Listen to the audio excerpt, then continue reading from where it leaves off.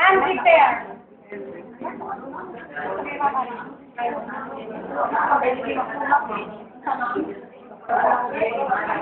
I-apply everything para sa mga kamay.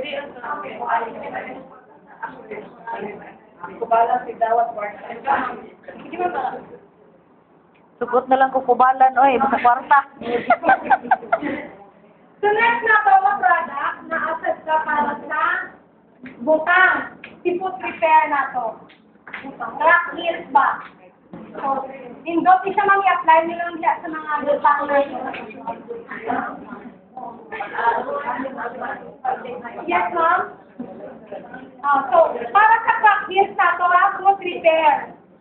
And then, na-accept ka anti-rash. Kaning anti-rash para sa kaya. Oo. Usually, nung sinig IV, usually nagamit yung mga lalaki. Diba? Sa mga motor. Oo. Para ma-maintain niya diya ang sinaw. Oo. So, ayan mo, ma'am. So, mawala siya anti-rash na. And then, na-accept the fresh it. Kani, mouthwash. Di na siya ordinary yung mouthwash. Kaya ako man na-try ko ni siya. Na ako singaw, na bago ako magbubuhat. Sakit kayo magkaon, ingat man god. So magkaon ka ano mo siya. So nag-apply na ako 2 days lang, na nawagta nga ako nga ingat-ingat. Using ko, ano ma'am? Oo, na singaw. Okay. So morning fresh eat na ako. And then na-accept ka. Before that,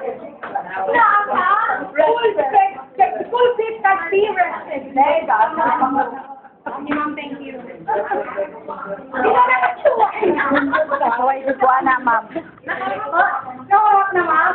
Kani, yes, ma'am. Kani, partner din ni sila, actually. But then, wala akong si rested leg, ha? Sige, ma'am. Nakakagulo lang yung sila. Naka-promo siya.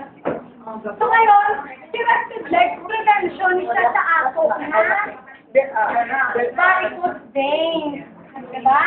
So kasi, nang kanang mga nagdagpo na diha pa lang ng varicose na to, i-apply lang na to, diya kay amat-amat na i-flatten using sa rested leg. But kani, panangitan, nahuman sa kalibo. Nang haplatan lang nato ang mga legs nato diha, bago pa magtagpo or asa man unsa man activity nato within the day, kay nika 8 ka oras, sige ta kabatsag pamuyoy. Using rested legs. Diba? Sino nakatuway na? Almost na, diba? Yes. So, mga siya rested legs. Pero naasad ka full fit. Kanina man, prevention sa ako nga, arthritis. Yes. So, kani siya, sige, si full fit na to, pananglitan na muipoy, di ba? Sabi mo, muipoy ng takaayo. Kanang mga legs na to, kanang likod, kanang hawak, or yung bayangan. Yes, mga actually, wala mo tayo, sila mga full fit. Wala, pwede man sa i-apply sa sa asawa. Ako tanan. Pwede siya, ma'am. Pwede siya. So, i-apply mo lang sa mga kailangan sa partner ng mito. Kaya tang-tangon. So, sinobihaan na mo ipoy na. Itay na to. Kumawala si full fit na to.